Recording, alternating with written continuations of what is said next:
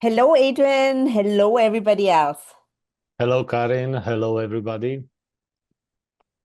We have both experienced painful situations in life. What have you done to stop yourself from turning this painful experience into bitterness in your life?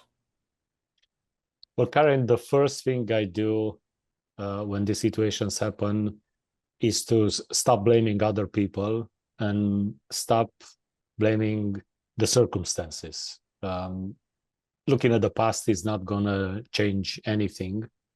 And my goal is to always ask myself this question: what do I want my future to look like? And based on the answer I give myself, I take immediate action and take the first necessary step to make that dream a reality. Wow, this is so powerful. So this means instead of looking back at what happened, maybe you take it as a lesson, but you immediately look forward how you want life to be. Absolutely. Lessons learned and move on. Now, Kari, I do have one question for you.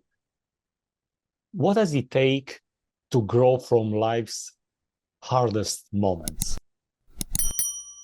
Great question. Well, we actually don't grow when life is good. We become very, very comfortable. That's how it is. But when we experience some tough times, then we can really learn. What I have started to get into the habit uh, to do is really to ask myself, what is this moment trying to teach me? What can I learn from it? And how can this make me better in the future? So basically, rather than looking at something being a disaster, looking at it as an opportunity to learn something from it. And if you do that, then life becomes a lot better.